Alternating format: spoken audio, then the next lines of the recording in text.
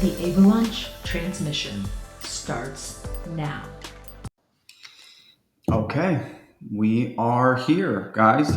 Welcome to the Avalanche channel. Today we are joined by the DeltaPrime team. They are the next Avalanche IDO. We're really excited about these guys. We've known them for a long time. They've been working on some really cool stuff. Have made a lot of progress and getting a lot of traction in the ecosystem. So we're really excited to talk to them, learn more, and just kind of find out about what's going on. And so before we get into it, I think some introductions would be useful. So I don't know how you guys want to go about it, but if you could just kind of tell us who you are, what you work on DeltaPrime, and we'll go from there.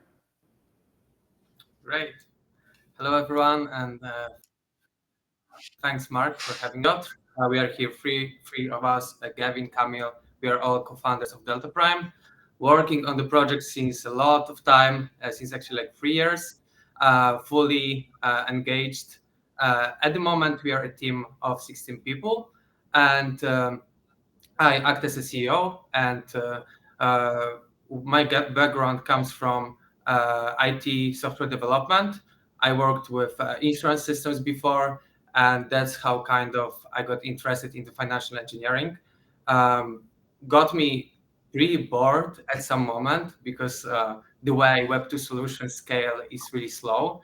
And I found an enormous opportunity in DeFi, how you can build out of the box, create like new protocols on top of each other, which kind of DeltaPrime is. Okay, that's it from me. What about you, Gavin? I'm Gavin Hesbank. I'm CBDO at DeltaPrime, also one of the co-founders, mainly for communication side of things. So usually the one doing AMAs and writing articles, marketing, community. My background is mostly in communication as well. So studied communication sciences at the University of Amsterdam. At some point veered off more into trading, from stocks to Forex, eventually to crypto, and moved into DeFi. And during the summer of 2022, I met Piotrek, and he introduced me to Camille, and that's where it all started. Mm-hmm. Hi, my name is I'm CTO at DeltaPrime, and together with Piotr and Gavin, we co-founded DeltaPrime, and my main focus lies on the technical side of things, as you might have guessed, and so I work with infrastructure. When it comes to the background, I started programming at the age of 7. That was always my thing I did. Then I continued by studying at the University of Warsaw and work with different companies and startups along the way. And it all changed around 4 years ago when I got super interested within at the DeFi space and smart contracts development. And as Piotr mentioned, the building blocks, how they all fit together. And for, I think, over 3 years now, we've been building DeltaPrime, and we don't plan on stopping anytime soon. Nice to meet you. Yeah, that's awesome. One of the things I just want to touch on real quick is how long you guys have been working on the project, and kind of before a token, before a TGE, and this stuff varies, depending on what's being built, and whether it's a DeFi protocol or a game, or who knows. But you can see this stuff come to market like pretty fast. And so working on this for 3 years, kind of seeing it come together, probably with a lot of uncertainty about what the future holds, would you even get to this point, kind of thing. I think that's an interesting topic because it's kind of not hard. I mean, it's not easy, it's hard. Sticking to your guns for 3 years, building something is a real grind. And so I just want to talk a little bit about what that 3 years has kind of been like for you. Like what motivated you to go through that and keep going and keep building? Again, a lot of teams are like, use this TGE kind of moment as like this goalpost. But 3 years out, it's kind of hard to really have that in your mind as a reference point, I think. So maybe one of you can talk about just what it's been like building and staying committed to the protocol. Yeah, for sure. It's funny. I said summer of 2022. That was indeed 2021. It has been going so extremely fast that I keep forgetting when we started. But it has been a very long time. I think what really helped us is that we got the challenges out of the way immediately. When I got in, so I came in a little bit later than Piotr and Camille.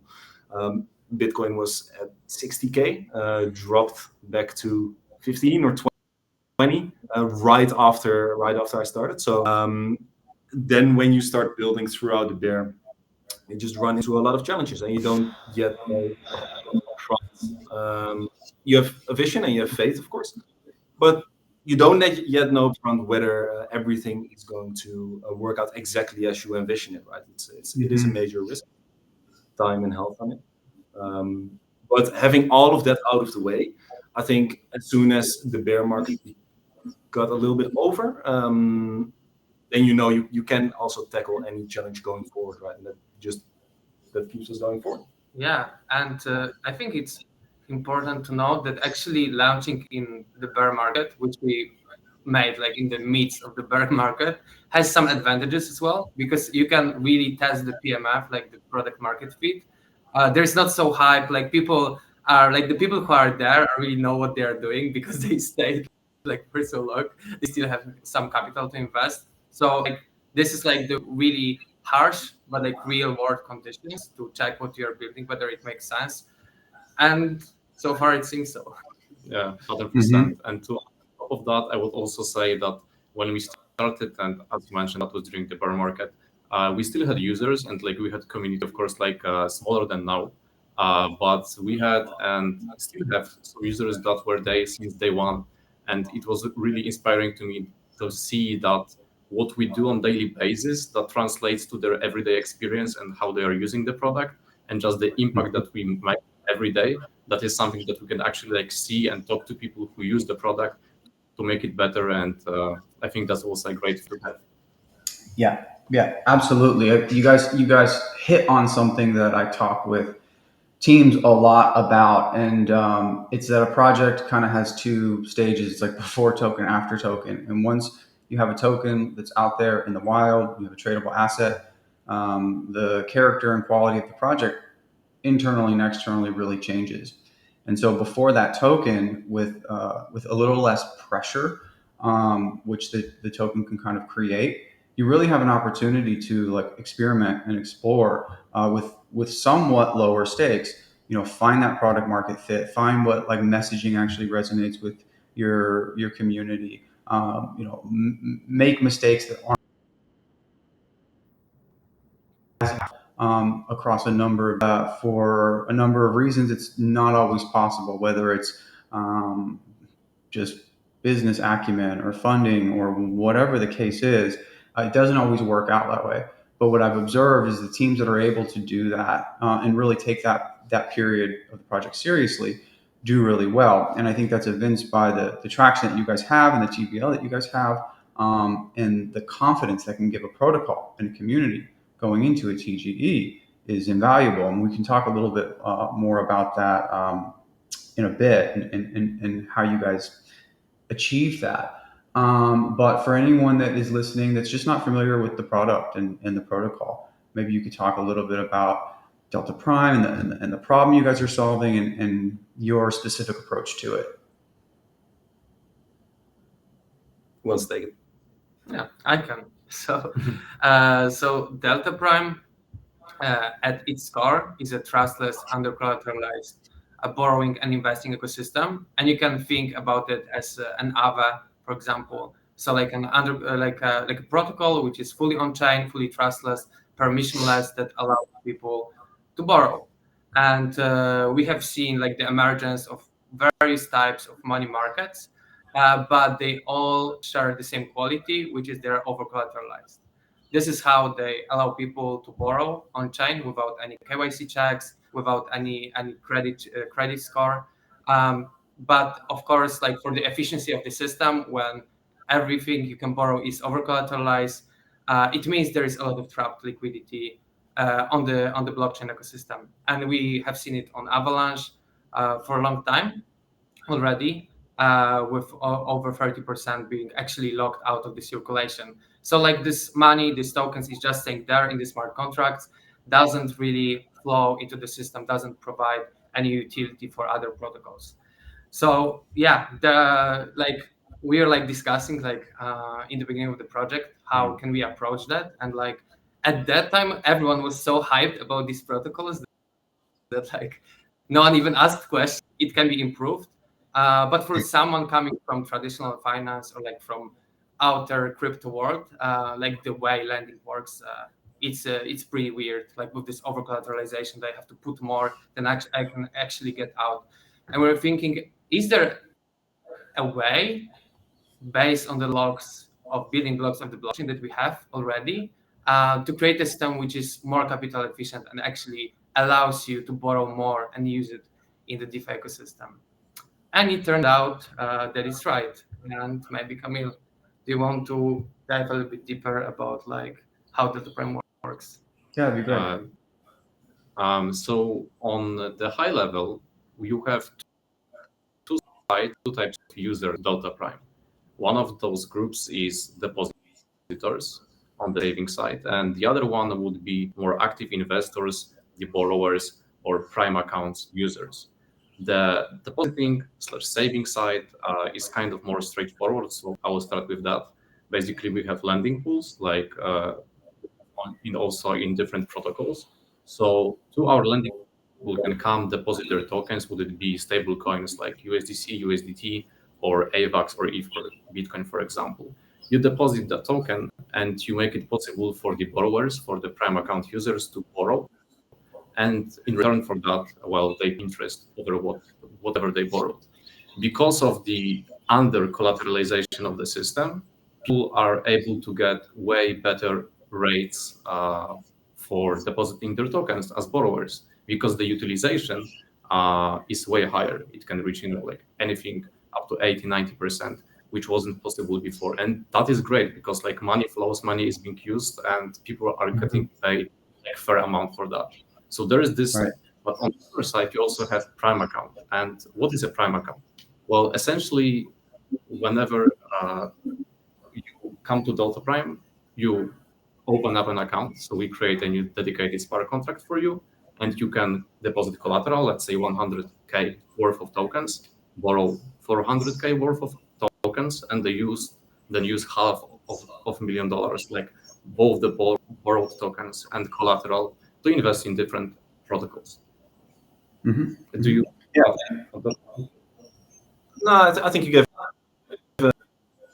From a user perspective, you come indeed with 100K, you borrow 400K, you can use 500K across LPs, across ERC20s, etc. All cross margin. Yeah, I can remember talking to you guys in the beginning, kind of years ago now, and you had a lot of thoughts about how this stuff could be done differently and better. And we talked to a lot of teams, and lots of people say lots of things, and it's like kind of anyone's guess whether the universe comes together to actually provide solutions to those problems. And I think you guys have done a really awesome job kind of going after a problem, sticking to the problem, overcoming the challenges that present themselves. And that is the stuff that we really, really like to see, is people that just kind of can focus and stay consistent around one problem instead of just kind of going all over the place. And I think it's like it's really cool to see. So outside of, the over and under collateralization, obviously a big differentiator from other things that may look like DeltaPrime on the surface. But you've also had, I think, the benefit of hindsight, looking at other protocols launch, looking at other protocols grow or succeed, fail. What are maybe some of the lessons that you've learned from the predecessors? Like, what have you tried to include in the product and the platform that has come from like your observations about crypto in general? Our focus from day one has been very much on our security, and that's not always easy, because like a lot of pressure is maybe the right word, but it feels a little bit like that, right? From the community who wants to see new integrations, new assets, new meme coins we want to see, and there's a lot of no's that we had to do. But yeah, if we look at some of the competitors, take a Sentiment. When we first launched, there was a Sentiment and Gearbox, which were our main competitors, very similar in all their own differences, DeltaPrime and the others, but similar in the way that it's kind of prime brokerage kind of solution. They fell to the demand for more high risk strategies, and they got exploited quite quickly. So they had 11 million in TVL and they got exploited for $1 million, and everyone else pulled their money out, right? So I believe that what make us stay still here is our focus on security from day one. Mm-hmm. Yeah, that makes sense. And is that largely how you choose assets? What are the kind of other criteria, if any, about what assets end up on the platform? So you're talking about security. So these are things that are, like depth and liquidity and volume, so you can actually have assurances about what this asset is going to do. But is there anything else that you guys use when looking at what assets should we add to the platform? How do you think about adding assets? What can the community expect in terms of expansion in that area? Yeah, so definitely there is like a risk framework that we have, and we check every protocol and every asset, as you asked. But this is like, so there is this risk framework, and we have like some areas that we check. For example, like the liquidity of the token, how many price points for the Oracle we can get, how much decentralized is the token when it comes to the holders, to check for possible market manipulations, and so on. At the same time, the demand for the token is really important as well. Like if we see a token which you can create some strategies, or like there is a lot of big chance that there's going to be like a trading activity using that on DeltaPrime, then it's more likely to get in. In the long run, we would like to be inclusive protocol, like to include whatever we can in a safe way. But of course, there is some like development timeline, and like we cannot put everything like in 1 month, and everything needs some time like to be checked. I think still we are pretty quick delivering, taking into account the complexity. But of course, like in everything that we deliver, we do the background check. Yeah, but in terms of online, we recently launched a pools wish list on our Discord. So the community is getting more and more to say into what we're actually launching in. So far, they haven't really to see that yet, because we are working indeed like in segments. But the next big flow of pools is going to be all from the community. Well, yeah, that's cool. It sounds like a good way to actually surface what is worth looking at, right? Doesn't mean that it will be safe, but it's like, here's the list of priorities of things that we're going to investigate, and I think that's smart. And the reality is for every person that is like, it would be really great or fun if we had this meme coin on here, whatever. It's like, well, what's more fun is like not losing your money. So try that for fun sometime.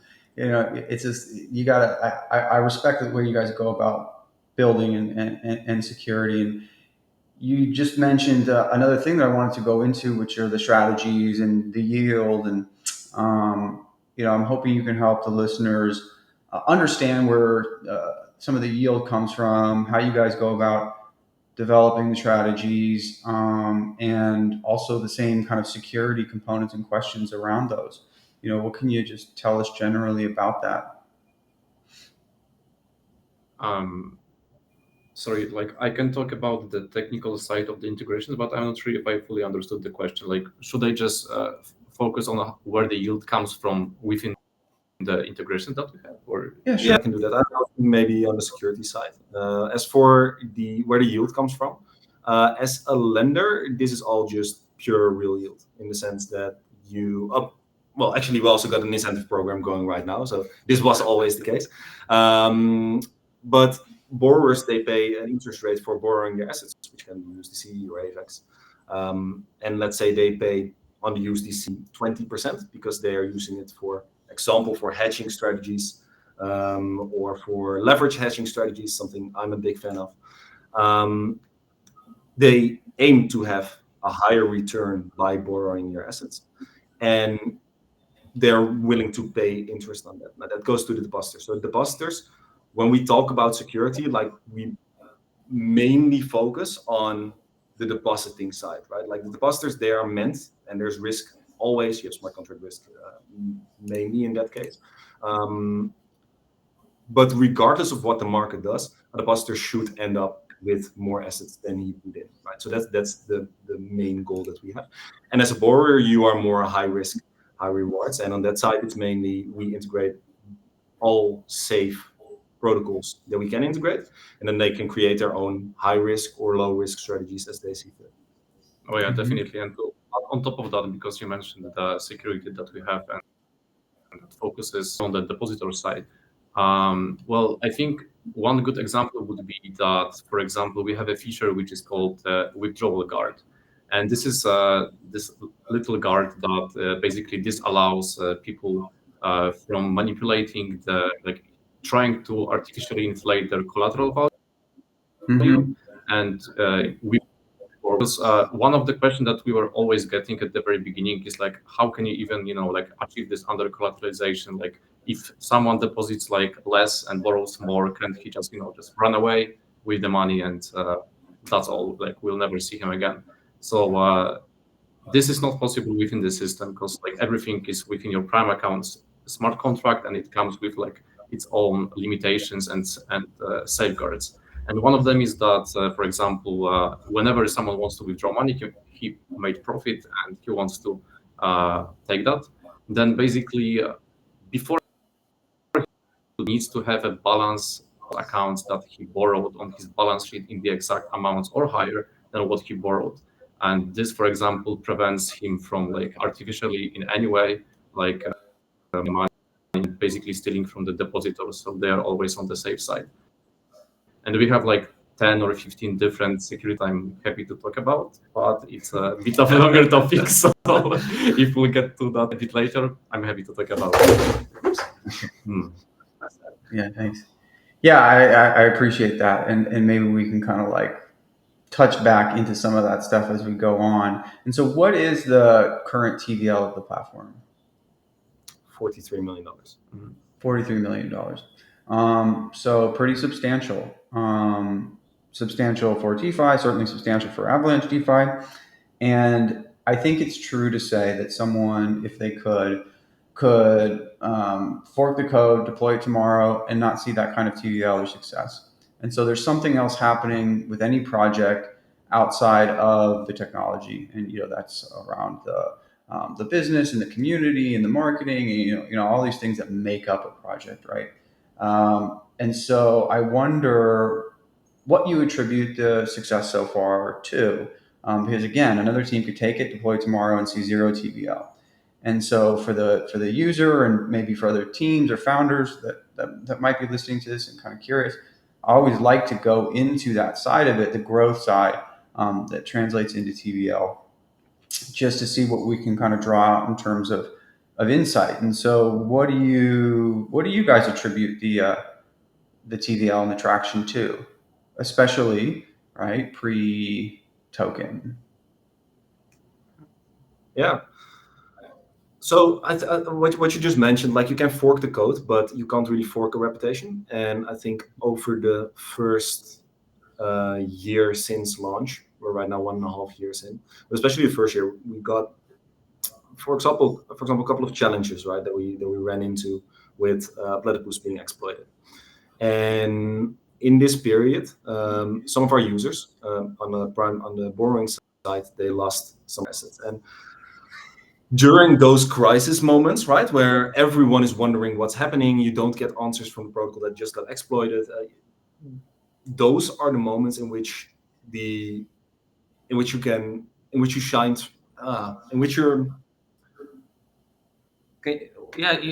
like transparency shines, and like yes, we literally had like platypus users coming to court and like learning about like what happened, because like we were checking everything, we were like checking transactions, we were like on top of it with the PackShield team, like, well, what's happening, because they were like one of the first to catch that something is going wrong. And I think like the clear and transparent communication in good moments and in bad moments is like something that keeps people for the long time, because of course you can hype up everything, but like to keep people like believe in what you've built and in the system, I mean that takes time. Yeah. Maybe I was looking for the one soul or something, but something that really makes you. How do you respond to negative situations happening to your product? Yeah, 100%. sure. And it's not to say that we think that this is the case, even though we do think that this is the case. But I can recall like multiple messages, like either on Discord or Twitter or just even in person on Avalanche Summit would be, where people like, hey guys, you are great because of XYZ, but also because like during situations like this, you are always transparent, like always the announcements, the communication is really effective, and people just know what is happening. Like good things can happen, bad things can happen, but being able to stay informed and up to date, and not being ghosted, I think this also like really builds trust within the That's community true. that is there to stay. Mhm. Yeah. Yeah, And I think yeah, the other absolutely. part, I think the other part of the success was the friends that we have, like our Avalanche friends, like other protocols Oh, that yeah. we work 100%. with, like from like day zero. We're like meeting them on the Avalanche Summit, like the founders. We're like just starting, and we're like telling them about this cool project, like how it can unlock liquidity, and they're like, okay, let's see how does it go, and they like see how Yeah. we develop over the years, and they got trust in us. We like got really good partners that they were like helping us. Like that, there's like a lot of like you can learn from other founders, other like teams, and Yeah. we definitely like took our lessons. We're Yeah. listening. Yeah. If you're talking indeed about things that speaking for myself then, but I know they agree that really make a difference is we are sitting here, but we are not we didn't design DeltaPrime by ourselves whatsoever. This has come from a massive amount of suggestions and ideas, not indeed only from the protocols or from the community, but also from partners like Yieldcheck, Banky, you guys. Yeah. Extremely helpful.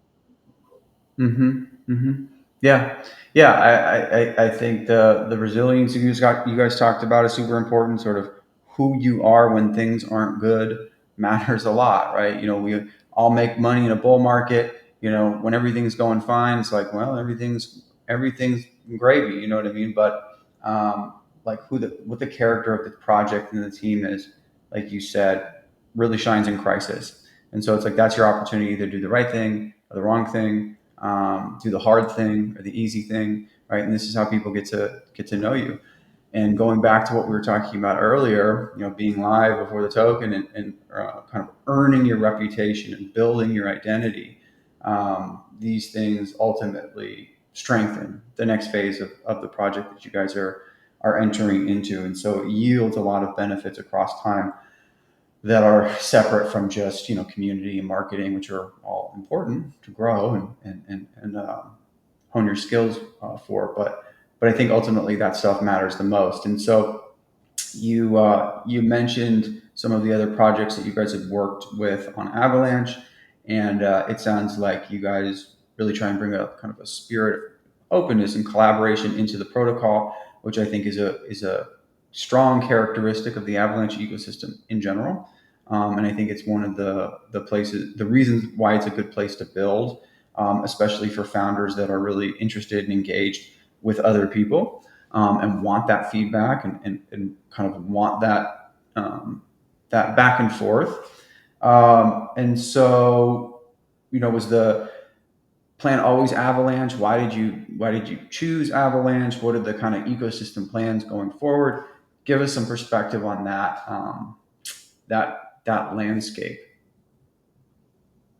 Yeah, so the Avalanche and the Avalanche team, they were like for this idea of like what we are building here, like trustless under collateralization. From the days of our project, it started with R&D grant from Avalanche, and through all of the That was story. if I remember correctly, that grant was a long time ago, right? Yeah. Yeah, To recall, we probably like 3.5 or something like this. So like yeah, from yeah. like the previous ideas, they were built based on this grant, and we found that like Avalanche as a system has a lot of its own protocols. Like there's like the community around. Like you have a lot of layers when everyone comes there, but it's like either it's or it's like a protocol that is like on 20 chains. chains already. Yeah. And on Avalanche, we have like this community, which really helps to build, because it's easier to get close to other founders. It's easier to meet other projects, to participate in something together. And yeah, Avalanche proved to be like a great place to, even like during the dark times. Uh, I think we can all agree, we always like felt well in the space. It's super collaborative. So Mhm. 100%. To even mention that, like, of course, like the gas cost was reasonable and actually quite low. The transaction throughput and all of those things matter, because like if you were to start, you know, I don't know, on Ethereum and pay $100 for borrowing, and then you have subnets and everything, and even with the inscription craze that was also handy. And there are like new things being developed and innovated upon. So both from the ecosystem perspective and from the Avalanche support and from the technical perspective, it just all clicked for us, and that was the perfect place. Yeah. And so what about, how do you guys think about other ecosystems, other chains? What's the philosophy there? What's the kind of expansion plans? I mean, what do you guys think there? Yeah, so we launched on Arbitrum, and actually we did it in September last year. Although it took about a month and a half before we really got a product out, an MVP a little bit, like very first version. We were very, I don't know if reliant is the right word. Let's say reliant on indeed partnerships. We were very focused on partnerships. We did that Avalanche, worked out amazingly because everyone is so collaborative. On Arbitrum, that was significantly more difficult. So we were friends with GMX, which was very helpful. Trader Joe was there already. But being seen in Arbitrum in an ecosystem which has a lot of projects which are indeed spread out over a lot of multiple chains instead of chain native projects, was relatively more difficult. So you really have to show the value that the protocol can bring to the chain. And with the recent LTIP program, we were able to do that, right? We can pitch our say, hey, this is going to benefit. Everyone has their eyes now on you. This is going to benefit many other projects, but also your chain, which led to this we got a 750K ARP grant, which was the same amount as an AVE and a U projects, right? So very quickly moving up in other chains will keep going like this, because giving a grant to DeltaPrime, this grant to like all the underlying protocols as well, kind of in collaboration with our community, select the best protocols on our chain. So that's how we're going to expand, and we are first going to really settle on both Avalanche, because yes, we are a top 10 protocol, but we are definitely not where we want to be yet. Aave is still huge, and there's a lot of liquidity that can be unlocked there. Want to really settle on Avalanche, but also on Arbitrum, right? Being a top 10 protocol over there before we look into any other chains. Yeah. And so the liquidity on Avalanche is like 25, and then the rest on Arbitrum, something like that. Yes, 26, I believe, and then 17 on Arbitrum. Okay. Yeah. So, yeah, that makes sense. That's not bad. Okay. Maybe we could talk a little bit about the Prime token. You know, we are doing this interview here today, leading into the Avalanche IDO, which our community is certainly excited about. We've definitely been excited to put it on for a long time now. So it makes sense to talk about the token, the utility of the token. I know there's kind of a couple of different things happening here. So I don't know which one of you guys wants to take this. And for anyone interested, you know, the section about the token in the documentation is like pretty good. It's pretty detailed. There's a lot of the philosophy and thinking there, which I think is important. Like, how did we arrive at this point? But maybe you could break down the token and the various utilities and kind of how it all fits together. Yeah, for sure. Breaking it down, we have two main tokens and one extra utility. So Prime is the base token. It is what we also have IDO. It's normally your C20. You can use it to trade or to send to a friend, etc. But unique to it, you can create S prime with it. And you'll find that a lot of our tokenomics are focused on this S prime. Reason being that usually with an S token, the focus is on getting the token out of circulation so that at some point when unlocks happen, people are kind of stuck in their position and the price doesn't dump too much, right? But in reality, what we see is that very often people, even if there's a redemption fee, even if there's a withdrawal period, they do withdraw their tokens. And like in Olympus, for example, which was meant to never go down, once it goes down really, really hard. So within our tokenomics, in which we mainly innovate, because if we talk about utility, you can also talk, for example, about that it's a currency on DeltaPrime, S prime in this case, currency on DeltaPrime, which you can use for prime features. But in the extra tokenomics, you'll notice that it's very much focused on long-term sustainability. And it circles a little bit back to what we talked about earlier, by the way, that we were really focused on the long-term, right? Security over chasing the next hype. With this, it's the same, creating a sustainable tokenomics model. So yes, Prime can be used to pay for Prime features. And when I talk about Prime features, you can think, for example, about getting extra leverage where it's safe, about getting access to new tokens. And we already have a couple of ideas, which we are going to roll out real soon after TGE. So that's one, Prime features. Another one is by holding active S Prime, meaning this is a concentrated, S Prime is a concentrated LP token. So on Avalanche, that means that you use AVAX Prime to create S Prime. So it's Stake Prime, it's this LP token. Concentrated liquidity on Trader Joe. If you keep it within a preset range, it's active. You contribute to the DeltaPrime ecosystem by allowing for easier trades. And for that, you generate for yourself a part of the revenue that DeltaPrime generates as well. So that's two. And third is you generate governance power. And we also already have a couple of questions or that we want to propose to the team, to the community. So far, we've done that on our Discord, just asking the question, what do you guys think of this? How should we create this? But starting from TGE, it's gonna be just really with governance points that you can accrue with S Prime combined with protocol usage. So it's not just if you have S Prime, you can buy up all the governance power of the protocol. You'll need to actually have a deposit either as a lender or to borrow. As a borrower, you need to be an active user of DeltaPrime in order to have it in the protocol as well. Okay, cool. I'm sorry, could you repeat that? I missed it. Yeah, I've been talking for quite a while, so that's why I stopped. No worries. You actually led into kind of one of the things I wanted to talk about was just the governance in general.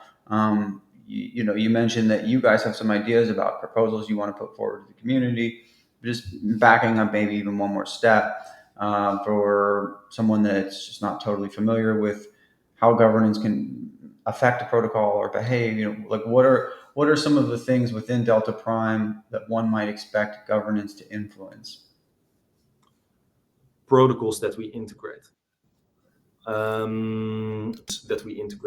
fees that we might turn on or off,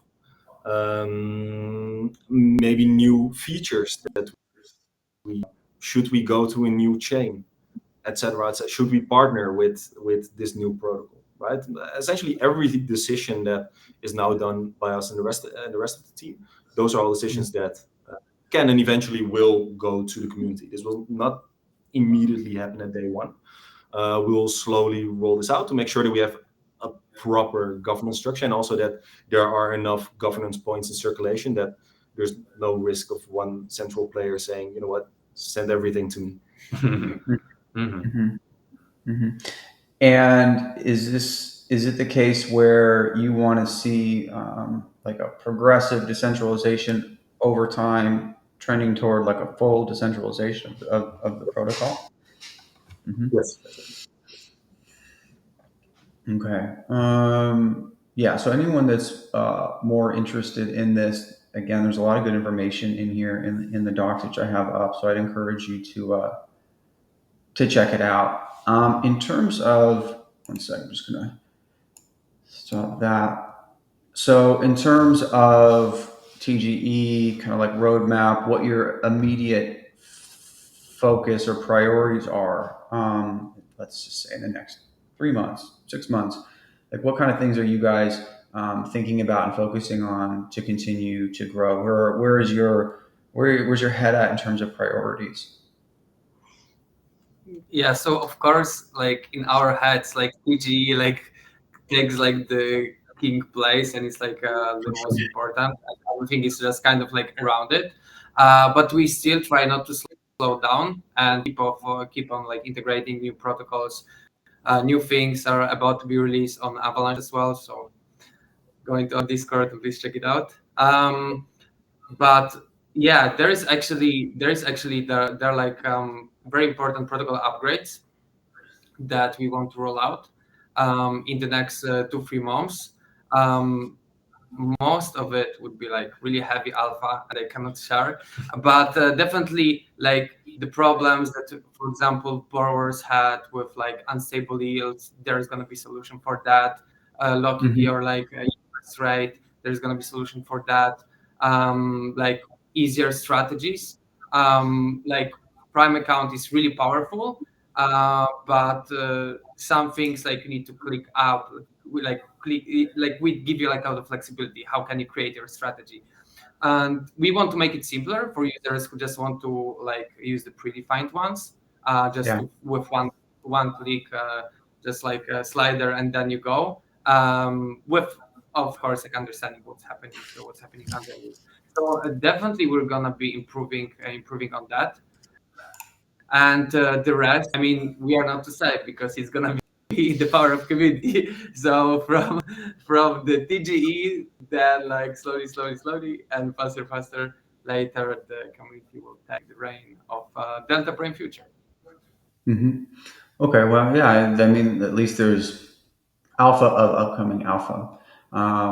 But again, I think you guys have done a great job about focusing on the right things incrementally. It's a big hard problem what you guys are doing, not just across the technology, but like the business and then the token and community. It's this big puzzle, and I think it's pretty easy to underestimate just how challenging that is. And I think you guys have done an amazing job. Um, I really do. And so you said, I think you said the team was 16. Did I hear that right? Okay. That's right. Yeah, it's like month. What is it? Did you say it's growing? Yeah, it's growing. Like probably next month it's gonna be 8. I mean, we have 2 hires that we are like And where are you mostly hiring now? Where? Well, where inside the company? Yeah. So like okay, which areas? Like by the way, like when it comes to location, we are like all in Warsaw in Poland. Yeah, but like all around the world. Like we are looking for a DevOps developer. So like in the technical area, but at the same time, Gavin is expanding the BD marketing side. Yeah, well, we heavily hired on that. So especially on that part, because until very recently, the marketing team was a single person, and since and now we actually got a head of marketing and someone who not only has extensive marketing experience himself, but also has large teams before himself in fintech companies before as well. So he has been doing a great job on that. So that's what we've expanded on in the recent past, and now getting into DevOps. And we have one more open position. It was QA, but actually we hired QA agency. We hired QA. The bugs will be gone in 2 weeks. Yeah, that's nice. Have you guys managed to hire anyone from within the community for any role that sort of started in the community? Yeah. Niels, who has been with us since January 2023, so since the launch of the protocol, hired for a marketing position. So he's been writing some strategy guides, and he has been using the protocol himself extensively, right? So with all disclaimers, of course, that you should never follow any single person's advice. You should really understand but that's the point, like to help you understand a bit more of what kind of strategies you can take. So he's been working on that, but and he's been a massive help for the marketing team. Yeah. And a big part of our devs actually, like, they come from the community. We are not like reaching out on LinkedIn, come to us, but they're like coming on their own, and they prove to be really skillful people with a lot of experience, with like a lot of like drive and ideas that they bring as well. I mean, that's why, like, even being like a team of 8 or 10, we were able to deliver really fast. Now we're gonna even like make it faster. 100%. Yeah, I love that, and we've hired a bunch from within the community without ever actually actively, having a job posting or really, say for a couple of roles, really looking for someone. I talk with people sometimes about getting involved in crypto, working in crypto, people that want to work in crypto. And a lot of this stuff's pretty unconventional. I mean, I guess less so a little bit more every day, right? On the whole, it's still pretty out there. And I've seen so many people get involved in crypto, have huge success just by finding projects they like and making themselves so useful that the team's like, well, shit, like we don't want this guy to go away, kind of thing. Like, what can we have him do? Because he's already adding value. And it's a sort of a different mindset than like I have these skills and I'm going to apply and you're going to sort of court me. But if you're sort of starting from zero in some ways in this industry, which a lot of people are because it's not that old, just adding value until like the team can't ignore you anymore is how I see a lot of people move through this and do really well. So I don't know. I love that part of crypto. I think it's really cool. And great to hear that you guys are kind of enjoying the fruits of that as well, because we certainly have. Okay. Well, is there anything else that you guys want to cover here today? Anything that you feel like we missed? I mean, I'm happy to go over anything that you feel hasn't been talked about that we should. I can say we can, like, from our hearts, thank like to any advisor, our community, our backers, like people who are there from like 3-2 years, supporting us, giving advices, improvement ideas, providing liquidity, providing capital to development. To you, Mark, like for being with us. That was like a long journey, which has like a really important point right now coming in. We really enjoyed it, even in the hard times. Definitely worth going through, and we are excited to watch this summer. Like, definitely a lot of stuff. Yeah, for sure. We didn't touch on everything on the tokenomics, which I think is good because it is quite a lot, and I would definitely recommend everyone to indeed read the docs section. But it is innovative, and I'm very excited as well to see. Obviously, we're very positive about it, and we have a lot of confidence in that this is going to be a really good one. But yeah, excited to see how it's going to roll out, and especially also with the governance points getting in, giving the community a quantitative say in DeltaPrime. 100%. And shout out to the whole building team that was with us for a long time now, and they've been working tirelessly. Big value to everything that we do, and we wouldn't be here where we are today if it wasn't for them. So also thank you to the whole team. 100%. Awesome, guys. Well, it's been a pleasure talking with you here today. It's been a pleasure working with you guys over the last couple of years. Again, really excited to play a part in your guys' journey through this, and we will certainly do it again, soon after you guys launch the token, and we'll check back in a couple months, and we'll have another conversation about how it's gone. Sounds good. Yeah, Exciting. we see each other on the other side. Okay, guys. Have a good day.